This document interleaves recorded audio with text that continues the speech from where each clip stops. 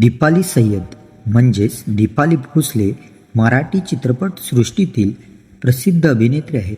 त्यांचा जन्म 1 एप्रिल 1978 रोजी कुर्ला येथे एका हिंदू कुटुंबामध्ये झाला. त्यांनी अनेक मराठी व हिंदी चित्रपटांमध्ये कामं केली आहेत. आई कुठे काय करते आणि शपथ यासारख्या मालिकेमधून त्या घरोघरी पोचल्या आहेत. दीपाली सय्यद यांना अभिनयासोबत नृत्याचीही विशेष आवड आहे. त्यांचा अभिनय हा प्रभावी मानला जातो.